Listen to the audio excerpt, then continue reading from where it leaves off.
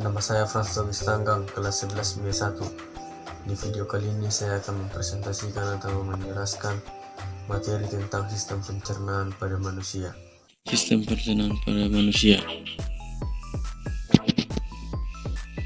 yaitu terbagi menjadi 5 utama makanan, terdiri dari karbohidrat, protein, lemak, vitamin, mineral, dan air. Yang kedua, saluran pencernaan terdiri dari 1. Mulut, 2. Kerongkongan, 3. Lambung, 4. Usus halus atau duodenum, ileum, dan jejunum. Kelima, usus besar, dan keenam, anus. Kelenjar pencernaan terdiri dari 1. Kelenjar ludah, 2. Kelenjar lambung, 3. Kelenjar pankreas, 4. Kelenjar hati, 5. Kelenjar usus halus. 4. Proses pencernaan terdiri dari 1. Proses pencernaan mekanik, dan 2. Proses pencernaan kimiawi. Penyakit atau kelainan yaitu terdiri dari 1. Parotitis, 2. Serotomia, 3. Appendicitis, 4. Constipation atau dan lain-lain. Fungsi makanan bagi manusia: 1. Untuk menghasilkan energi, 2. Untuk mengganti sel-sel yang rusak dan membentuk sel-sel yang baru, 3. Untuk pertumbuhan, 4. Sebagai pelarut, 5. Sebagai zat pelindung alat-alat tubuh, 6. Sebagai zat pengatur. Karbohidrat sumber yaitu dari nasi, kentang, sagu, ubi, jagung, singkong, roti, terigu atau gandum, dan lain-lain. Fungsi: sebagai sumber energi, sebagai pembentuk zat makanan lain seperti protein dan lemak, untuk menjaga keseimbangan asam dan basa, dan sebagai pembentuk struktur sel, jaringan, dan organ tubuh. Pencernaan karbohidrat. Karbohidrat dipecah menjadi molekul gula yang sederhana seperti glukosa, fruktosa, dan galaktosa, baru bisa diserap oleh tubuh. Kelebihan: karbohidrat disimpan di dalam hati atau otot dalam bentuk glikogen, dan di daerah perut atau di bawah kulit dalam bentuk lemak.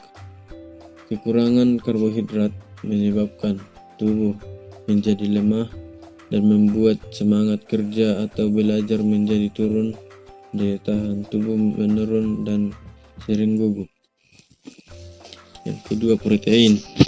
Sumber protein hewani berasal dari hewan seperti daging, ikan, telur, keju, susu, dan lain-lain. 2. Protein nabati berasal dari tumbuhan seperti kacang-kacangan.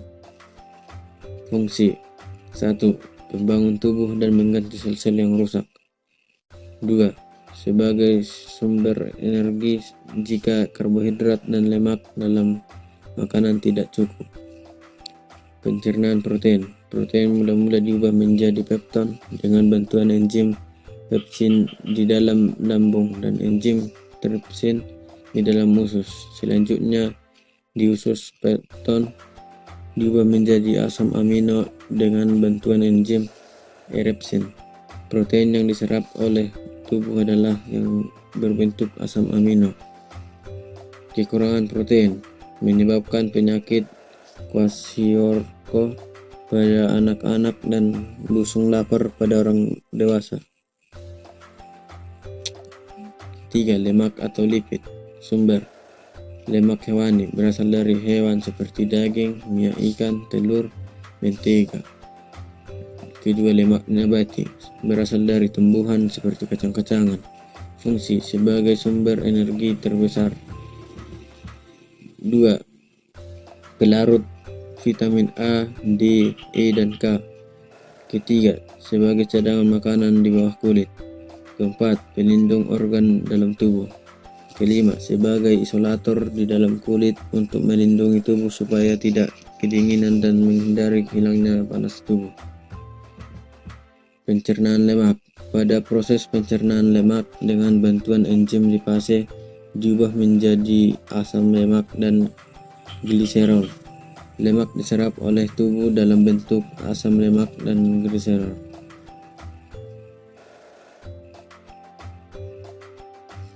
Vitamin. Fungsi.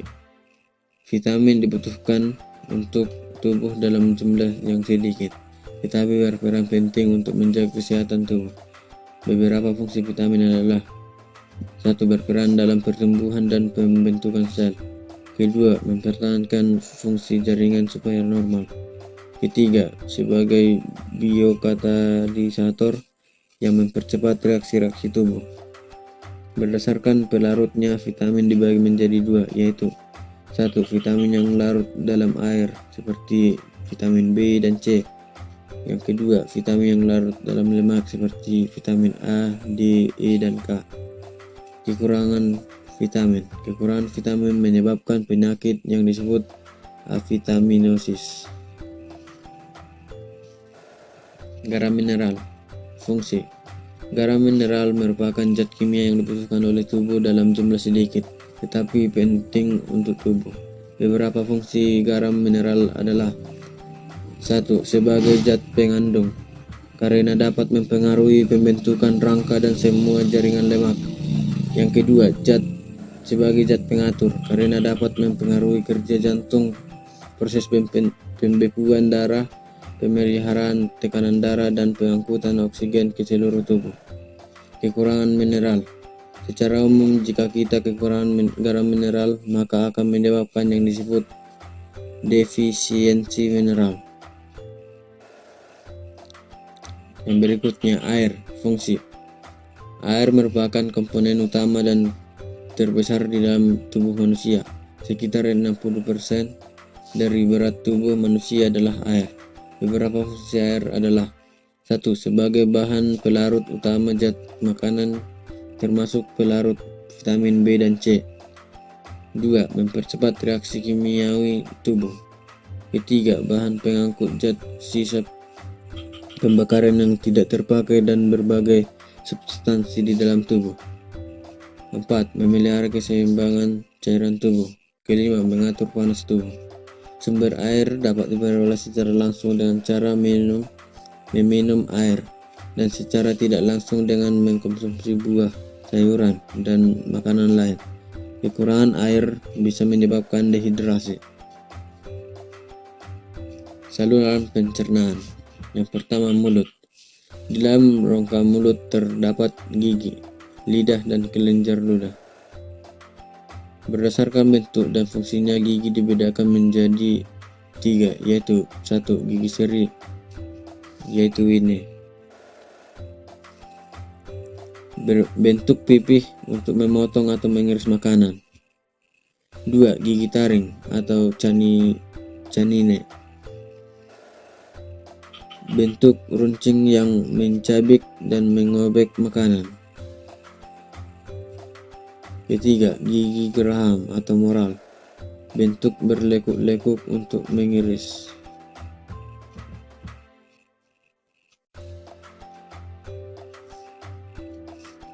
A. 1. Gigi. Gigi terbentuk dari dentin atau tulang gigi, yang di dalamnya terdapat pembuluh darah dan saraf. Gigi terdiri dari bagian mahkota dan akar gigi. Bagian luar gigi terlapisi oleh lapisan putih mengkilat, tersusun dari kristal yang mengandung keratin, berfungsi untuk melindungi dentin agar tidak cepat rusak. Rumus gigi. P. Yang di atas yaitu rahang atas, yang ini disebut, yang di bawah yaitu rahang bawah. P 2, C 1, I 2. Maaf, ada kesilapan tadi pengetikan. Ini I bukan 1. I2, C 1, P2 di rahang bawah. P2, C1, I2, C1, P2. rahang gigi permanen. M3, P2, C1, I2, C1, P2, M2, M3. Rahang bawah M3, P2, C1, I2, C1, P2, M3. Keterangan I ialah incisivus,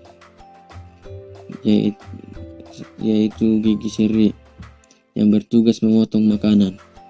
P. Premolar, yaitu rahang depan yang bertugas melumatkan makanan. C.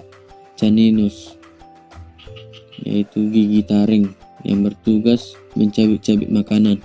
M. Moral, yaitu gerahang belakang yang bertugas melumatkan makanan. Yang berikutnya lidah. Fungsi lidah: 1. Sebagai indera pengecap atau perasa. 2. Membantu gigi untuk menempatkan dan mencampur makanan. 3. Membantu menelan dan mendorong makanan masuk ke kerongkongan. Lidah mengandung banyak tonjolan atau papila dan sel saraf, sehingga kita merasakan rasa makanan. 1. Ujung lidah atau peka terhadap rasa manis. 2. Ujung lidah sampai ke samping, peka terhadap rasa asin. 3. Tepi lidah, peka terhadap asam. Yang berikutnya kelenjar ludah. Kelenjar ludah biasa dikenal dengan kelenjar air liur. Air liur terdiri atas air yang mengandung lendir dan enzim ptyalin atau amilase.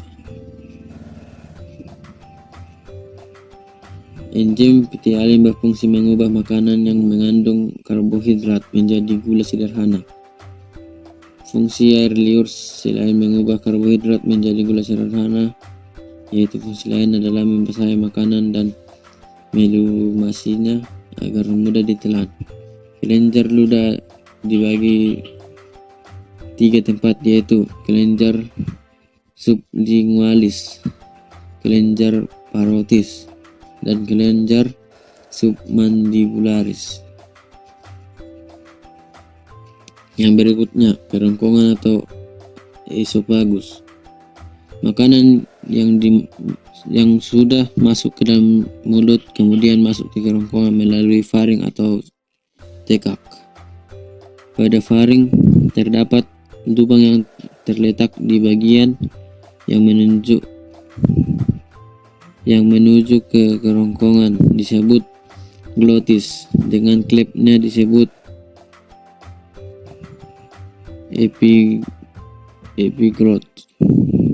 epiglotis. Fungsi epiglotis untuk mencegah agar makanan tidak masuk ke tenggorokan. Makanan masuk ke kerongkongan dengan gerakan peristaltik, yaitu gerakan memeras atau mendorong makanan agar masuk ke lambung. Yang berikutnya lambung. Lambung terletak di bagian atas rongga perut sebelah kiri. Lambung terdiri dari 3 bagian, yaitu kardiak, fundus, dan pilorus. Proses pencernaan di lambung terjadi secara mekanik dan kimiawi. Dinding lambung menghasilkan 1 lendir atau musin, berfungsi melindungi dinding lambung dari asam lambung. 2. HCl atau asam lambung, berfungsi membunuh kuman penyakit dan mengaktifkan pepsinogen menjadi pepsin. Ketiga, pepsin, berfungsi mengubah protein menjadi pepton. Yang berikutnya usus halus. Usus halus berfungsi sebagai tempat penyerapan sari-sari makanan dan proses pencernaan terakhir.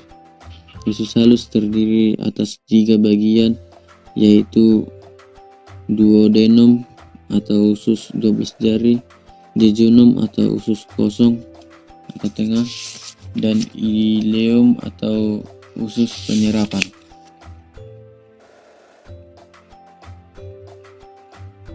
Duodenum atau usus 12 jari yaitu merupakan usus halus yang paling pendek, kira-kira 30 cm. Duodenum merupakan muara dari kantong empedu. Empedu dihasilkan oleh hati yang merupakan hasil pemecahan hemoglobin. Fungsi empedu untuk menghancurkan partikel lemak. Pada duodenum terdapat enzim yang dihasilkan oleh pankreas, yaitu satu enzim lipase berfungsi mengubah lemak menjadi asam lemak dan gliserol. Kedua, enzim amilase berfungsi mengubah amilum menjadi gula. Ketiga, enzim tripsin berfungsi mengubah protein atau peptid menjadi asam amino. Usus penyerapan atau ileum. Proses penyerapan terjadi di ileum karena terdapat jonjot usus atau villi yang berfungsi untuk memperluas area penyerapan. Pada jonjot usus terdapat 2 pembuluh, yaitu pembuluh darah berfungsi menyerap dan mengangkut glukosa, asam amino, vitamin dan mineral ke seluruh tubuh. Pembuluh kil berfungsi menyerap dan mengangkut asam lemak dan gliserol ke pembuluh balik besar atau vena cava. Usus besar atau kolon. Fungsi: mengatur kadar air pada sisa makanan. Kedua, tempat pembusukan makanan. Ketiga, bentukan vitamin K. Fungsi usus besar tersebut dibantu oleh bakteri Escherichia coli yang terdapat di usus besar. Pada bagian pertemuan antara usus halus dengan usus besar terdapat usus buntu atau umbai cacing yang bisa mengalami infeksi. Sisa makanan yang tidak terpakai beserta gas-gas disebut feses atau tinja yang akan dikeluarkan melalui anus. Maaf di materi saya lupa membuat yaitu anus, dan saya akan membacakan yaitu pengertian anus. Anus adalah lubang yang merupakan muara akhir dari saluran pencernaan atau lubang pelepas. Bila lambung terisi makanan kembali, maka akan muncul rangsang dari lambung dan akan diteruskan ke kolon. Rangsangan ini menyebabkan timbulnya dorongan buang air besar atau defekasi. Ya, kita lanjutkan. 1. Kelenjar pencernaan. Enzim yang dihasilkan dan fungsi enzim. 1. Kelenjar ludah. Enzim yang dihasilkan: ptyalin. Fungsi enzim mengubah amilon menjadi maltosa. Kedua, dinding lambung yang dihasilkan: 1. Pepsin, asam. 2. Asam klorida. 3. renin. Mengubah protein menjadi pepton atau peptida. Mematikan mikroorganisme. Mengumpalkan protein susu atau kasein. Yang ketiga, hati. Dihasilkan empedu. Enzim yang dihasilkan empedu mengubah lemak menjadi emulsi lemak. Keempat, pankreas. Enzim yang dihasilkan: 1. amilase, 2. tripsin, 3. lipase. Yaitu amilase mengubah amilum menjadi maltosa. Tripsin mengubah protein atau pepton menjadi asam amino. Lipase mengubah lemak menjadi asam lemak dan gliserol. Yang kelima, dinding usus halus. 1. maltase mengubah maltosa menjadi glukosa. 2. Peptidase, mengubah pepton atau peptida atau protein menjadi asam amino. 3. Lipase, mengubah lemak menjadi asam lemak dan gliserol. Kelainan dan penyakit pada sistem pencernaan. Yang pertama, konstipasi atau sembelit atau susah BAB. Penyebab kurang makanan berserat, terlalu banyak duduk, suka menahan BAB, menderita kanker atau tumor usus. Ciri-ciri BAB tidak lancar, feses keras dan kering, sering sakit kepala. Cara mengatasi: minum banyak air putih. Berikutnya, parotitis atau gondongan. Penyebab virus yang menyerang kelenjar ludah. Ciri-ciri: peradangan pada kelenjar ludah yang membengkak dan membesar. Cara mengatasi: minum banyak air putih, banyak konsumsi vitamin C. Yang berikutnya, kolik atau kolitis atau radang usus besar.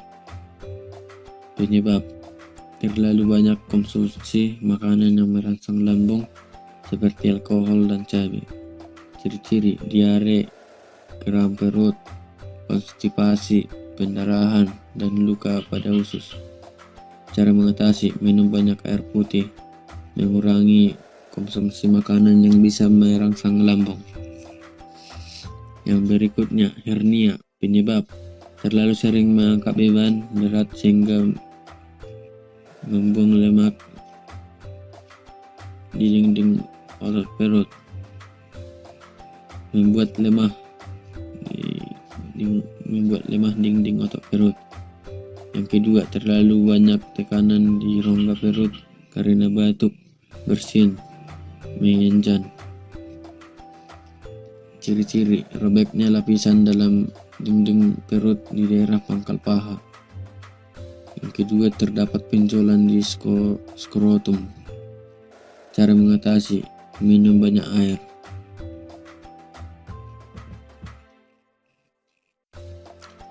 Gastritis atau ulkus atau tukak lambung atau MAH. Penyebab: perut dibiarkan kosong sehingga HCl dapat mencerna dinding lambung. Yang kedua, peradangan pada dinding lambung akibat produksi HCl yang berlebihan. Yang ketiga, infeksi bakteri Heliobacter pylori. Ciri-ciri yaitu rasa nyeri pada bagian lambung. Cara mengatasi: 1. Minum banyak air putih. Yang kedua, mengatur waktu makan secara teratur. Yang ketiga, mengurangi makanan yang dapat merangsang MAH.